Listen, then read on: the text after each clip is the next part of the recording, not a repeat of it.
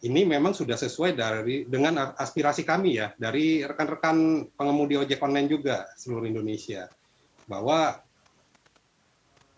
tarif yang sebelumnya di KP 348 itu berlaku pada 3 zonasi, itu kan belum pernah ada kenaikan atau belum pernah ada revisi dari tahun ke tahun. Baru tahun 2022 ini, dari tahun 2019 pertama kali KP 348 diterbitkan, baru 2022 ini. Berarti ini untuk kali pertamanya tarif ojek online itu naik sesuai regulasi yang ada, sesuai keputusan Menteri Perhubungan. Kita merasa bahwa hal ini sudah sesuai dan sudah memenuhi aspirasi dan tuntutan dari teman-teman pengemudi ojek online. Walaupun besarannya kami hitung sekitar 15% kenaikannya. Namun ini kan juga kenaikan hanya berlaku untuk baru berlaku untuk Jabodetabek, untuk tarif per kilometer. Untuk zonasi lain masih berlaku tarif yang lama untuk per kilometernya. Jadi belum berlaku secara nasional. Nah, ini kita akan melihat, kita akan monitor apakah hal ini dari segala lini, baik dari pelanggan kami maupun dari rekan-rekan, sudah memenuhi rasa keadilan atau teman-teman juga sudah puas dengan kenaikan yang diberlakukan berdasarkan KP 564 ini. Baik. Demikian. Iya, Pak, ini seiring dengan diberikannya restu begitu ya Pak untuk menaikkan tarif di penyedia aplikasi driver ojek online ini, apakah menurut driver ojek online ini perusahaan penyedia aplikasi ini akan segera merespon begitu kebijakan dari Kemenhub ini dengan menaikkan tarif khususnya bagi konsumen begitu? Biasanya ini butuh waktu berapa lama Pak untuk penerapannya? Ya, dari yang sebelumnya KP 348 itu memang beberapa aplikator itu langsung menerapkan tarif sesuai regulasi yang dibuat oleh Kementerian Perhubungan.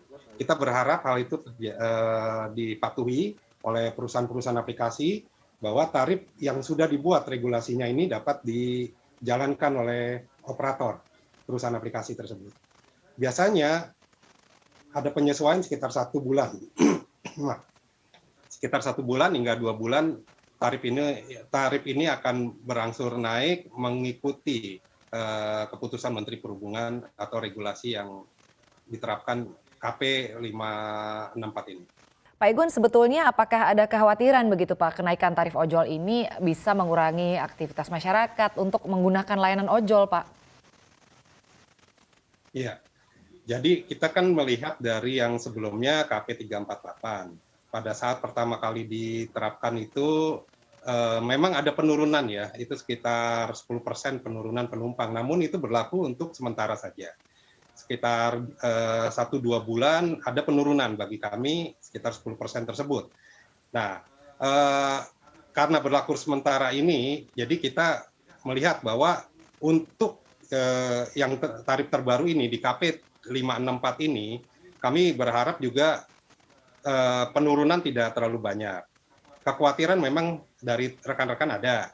Pasti wajar suatu tarif dari sebelumnya untuk Jabodetabek per kilometer 2.250 untuk titik terendah, tarif terendah, sekarang menjadi Rp2.600 untuk terendah ataupun tertingginya di 2.800. Itu pasti ada penurunan. Ya, kita berharap tidak ada penurunan yang signifikan.